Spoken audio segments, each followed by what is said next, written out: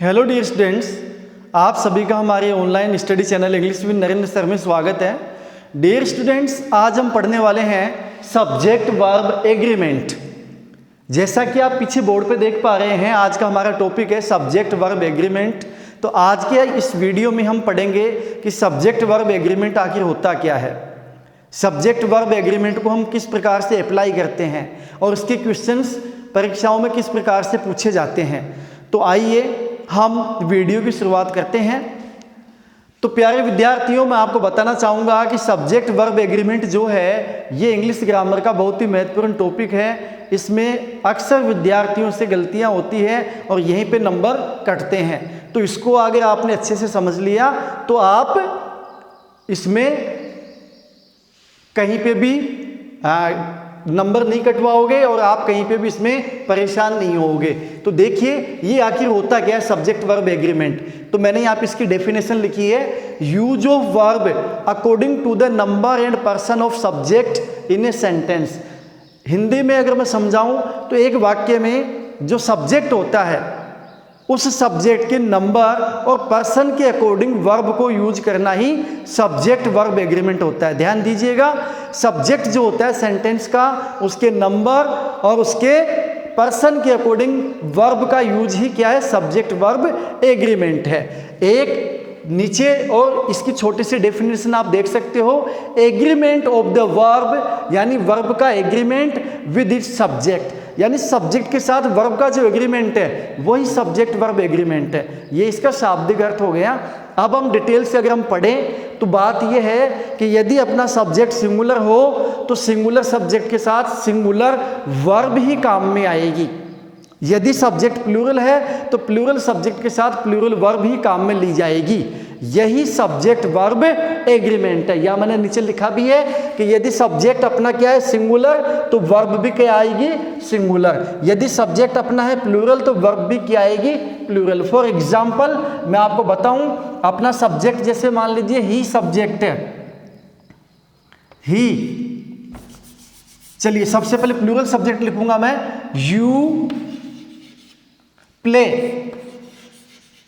अब देखिएगा यहां पे जो सब्जेक्ट है वो है यू, ये प्लूरल सब्जेक्ट है, उसके साथ जो वर्ब आ रही है प्ले, ये वर्ब भी प्लूरल वर्ब है। ठीक है, तो सब्जेक्ट यहां पे क्या हो गया, प्लूरल, और वर्ब भी यहां पे क्या हो गई, प्लूरल।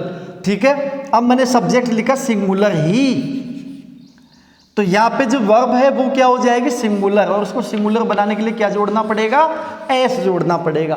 तो ही प्लेज होगा, जैसे यू के साथ तो प्ले आएगा, ही के साथ प्लेज आएगा। अगर आपने ही के साथ प्ले लिख दिया तो इट मीन्स आपका आंसर रॉन्ग है या आपका सेंटेंस रॉन्ग है। तो ही के साथ प्ले नहीं आएगा, ही के साथ क्या आएगा, प्लेज आएगा। ओके, अब यहाँ पे मैं आपको बताना चाहूंगा कि सब्जेक्ट वर्ब एग्रीमेंट में सब्जेक्ट के जेंडर से कोई फर्क नहीं पड़ता है। जैसे यहाँ पे अगर मान लीजिए शी होता, SHE, तो सी भी सिंगुलर सब्जेक्ट है, इसके साथ जो वर्ब आएगी वो आएगी सी प्लेज, यानी ही के साथ भी प्लेज और सी के साथ भी प्लेज। अगर यहाँ पे मान लीजिए बॉय है, बॉय, तो बॉय के साथ प्लेज, एंड गर्ल है, GIRL गर्ल, तो गर्ल के साथ भी प्लेज ही आएगा। यानी मैं ये समझाना चाह रहा हूं कि सब्जेक्ट वर्ब एग्रीमेंट के अंदर सब्जेक्ट अगर फीमेल है तो भी वर्ब वही आएगी जो कि मेल के साथ आएगी, यानी मेल और फीमेल का जेंडर का इसके ऊपर कोई इफेक्ट नहीं पड़ता है, कोई प्रभाव नहीं पड़ता है। ओके, तो हमने ये देखा कि सब्जेक्ट अपना सिंगुलर हो तो वर्ब भी सिंगुलर आएगी, सब्जेक्ट प्लूरल हो तो वर्ब भी प्लूरल ही आएगी। अब आगे हम कुछ ऐसे रूल्स देखेंगे, ऐसे कुछ नियम देखेंगे जिनके द्वारा हम ये जान पाएंगे कि कौन कौन से टाइम पे हमको सिंगुलर वर्ब काम में लेनी है और कौन कौन से सेंटेंस में किस टाइम पे हमको प्लूरल वर्ब काम में लेनी है। लेकिन बिफोर दैट मैं आपको एक छोटी सी बात और बताना चाहूँगा यहीं पे ही, वो ये है कि सब्जेक्ट वर्ब एग्रीमेंट में जब आप वर्ब की बात करते हैं तो मैं आपको छोटी सी बात ये बताना चाहूँगा कि जैसे हम लोग कई बार नाउन और वर्ब में कंफ्यूज हो जाते हैं। कैसे हो जाते हैं, मैं यहाँ कुछ एग्जाम्पल्स लिख के बताऊँगा। नाउन और वर्ब। देखिएगा जैसे कोई नाउन है, मान लीजिए मैंने लिख दिया बनाना, BANANA। अब बताओ बनाना यहाँ पे सिंगुलर है कि प्लूरल? जाहिर सी बात है सिंगुलर है। जब आप इसमें एस लगा दोगे तो क्या हो गया? प्लूरल। बनाना यानी केला और बनानाज यानी केले। जैसे मैंने लिखा मैंगो, MANGO, मैंगो। मैंगो यानी आम, एक आम, सिंगुलर आम की बात हो रही है। ES लगाते क्या हो जाएगा? मैंगोज, प्लूरल हो जाएगा। इसी प्रकार जैसे हमने लिख दिया PEN, पेन। अब ये सिंगुलर पेन है, एक वचन है, इसमें एस लगाते पेन्स, ये प्लूरल हो गया। यानी नाउन के अंदर एस अथवा ES, नाउन के अंदर एस अथवा ES जोड़कर प्लूरल बनाया जाता है, जबकि वर्ब के अंदर एस अथवा ES जोड़कर सिंगुलर बनाया जाता है। जैसे प्ले, तो ये प्लूरल वर्ब है, प्ले में जब एस जोड़ोगे तो वर्ब क्या हो जाएगी? सिंगुलर।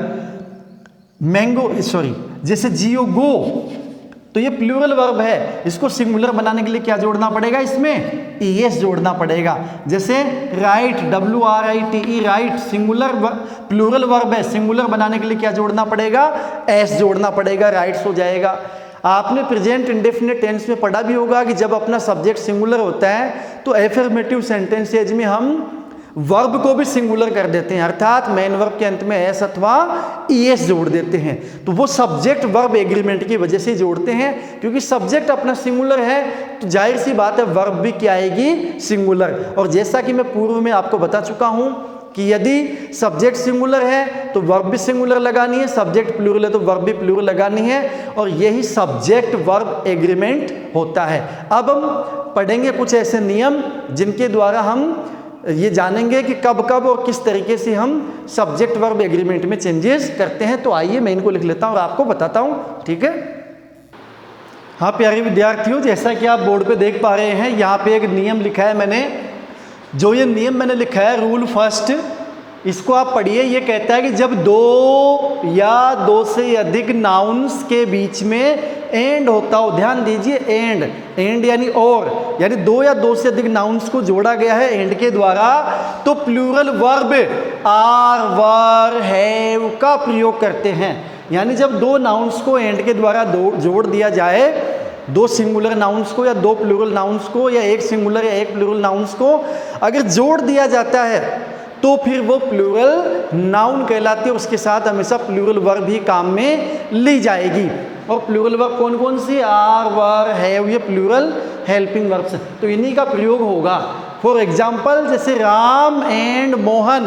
अब राम अकेला है जब तो सिंगुलर है, लेकिन राम और मोहन दो मिलकर क्या हो गए? प्लूरल नाउन हो गए। तो राम एंड मोहन, खाली स्थान है, रिक्त स्थान, ब्लैंक स्पेस है, प्लेइंग। अब बताइए आप, रिक्त स्थान जो है उसमें क्या आएगा? तो ये जो ब्लैंक स्पेस है इसमें आ जाएगा आर। क्या आ जाएगा? आर, ARER, क्योंकि अब ये प्लूरल नाउन हो गए इसलिए यहाँ पे आर आएगा, इज बिल्कुल भी नहीं आएगा। आगे देखिए, राधा, मोना एंड रेखा, यानी कि अब तीन नाउन एक साथ जुड़े हुए हैं एंड से, ठीक है? तो राधा, मोना एंड रेखा। ऊपर क्या लिखा आपने? दो या दो से अधिक, तो अब दो से अधिक नाउन है इसमें, तो Radha, Mona and Rekha was है और वर है, दोनों में से एक अपने को ब्लैंक स्पेस में लगाना है। तो यहाँ पे प्लूरल नाउन हो गया, इस वजह से यहाँ पे क्या आ जाएगा? प्लूरल वर्ब आ जाएगी। और प्लूरल वर्ब कौन सी आएगी?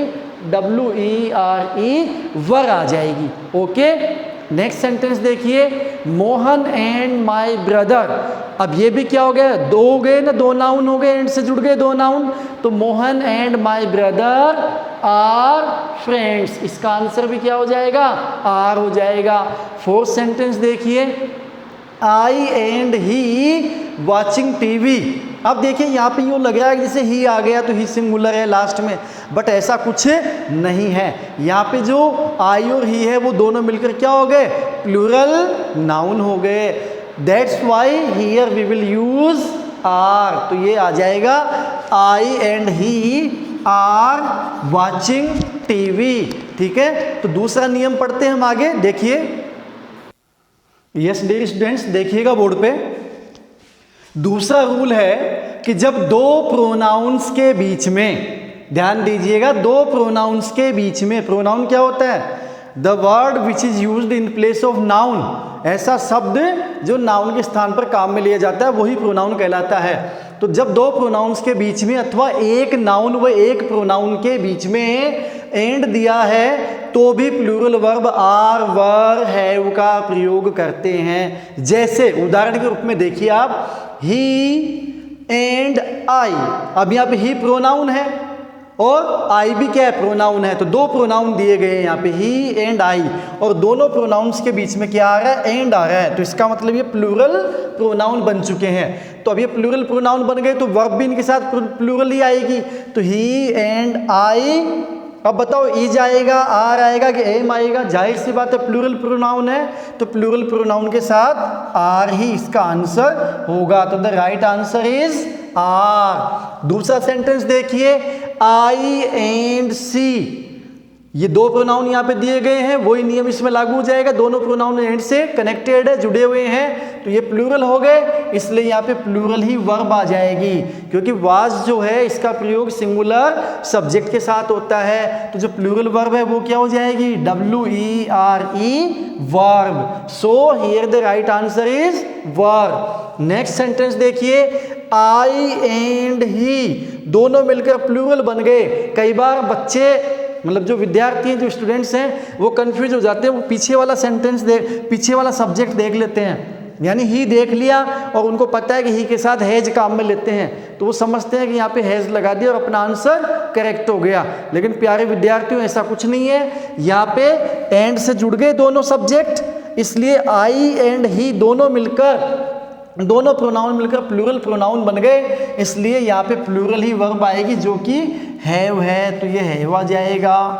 नेक्स्ट सेंटेंस देखिए, सीता एंड ही, बिल्कुल वैसा ही नियम इसमें भी है। अब एक नाउन है, सीता तो नाउन है, एंड ही प्रोनाउन है, तो एक नाउन और प्रोनाउन दोनों मिलकर क्या बन गए, प्लूरल सब्जेक्ट बन गए। तो सीता एंड ही, तो यहाँ पे क्या आ जाएगा, लिव आ जाएगा। लिव सिंगुलर वर्ब है। मैं पहले आपको बता चुका हूँ कि वर्ब के अंत में एस या ईएस जोड़कर वर्ब को सिंगुलर बनाया जाता है। तो यहाँ पे एस जोड़ा हुआ है इसलिए ये सिंगुलर वर्ब है, जबकि अपने जो सब्जेक्ट है सीता एंड ही मिलकर प्लूरल हो गए, तो यहाँ पे प्लूरल वर्ब लगानी पड़ेगी और प्लूरल वर्ब है लिव। तो यहाँ पे सही आंसर आ जाएगा लिव, LIV, लिव, लिव यानी रहना। सी एंड आई, अब अपने को लग तो यूँ रहा है कि आई के साथ क्या आना चाहिए, एम आना चाहिए, लेकिन वही नियम इसमें है कि ये दोनों मिलकर, सी और आई दोनों मिलकर प्लूरल सब्जेक्ट हो गए, तो प्लूरल वर्ब लगा दो, तो यहाँ पे क्या आ जाएगा, आर। तो यहाँ ध्यान देने वाली बात यह है कि जो आर आया है ना, ये केवल आई के लिए नहीं आया है, सी और आई दोनों के लिए आया है। यानी अपना जो सब्जेक्ट है वो क्या बन गया है, प्लूरल सब्जेक्ट बन गया, तो प्लूरल सब्जेक्ट के लिए यहाँ पे ये आया हुआ है। तो इस प्रकार से प्यारे विद्यार्थियों, आज हमने 2 रूल पढ़े सब्जेक्ट वर्ब एग्रीमेंट के। आगे भी ऐसे ही बहुत सारे इंटरेस्टिंग और बहुत सारे इंपॉर्टेंट रूल्स अपने सामने आने वाले हैं, जिनको कि हम नेक्स्ट वीडियोज़ में कंटिन्यू करेंगे। तो आपसे मैं उम्मीद करता हूँ कि इस टॉपिक को आप अच्छे से पढ़ोगे और जो रूल आपको बताए जा रहे हैं उनको अच्छे से आप पढ़ोगे, समझोगे, और उसके अलावा अपनी इंग्लिश ग्रामर की जो आपकी नोटबुक उसमें नोट भी करेंगे और इनको लर्न करेंगे अच्छे से। तो मिलते हैं नेक्स्ट वीडियो में नेक्स्ट रूल के साथ। Till then take care, bye bye, जय हिंद।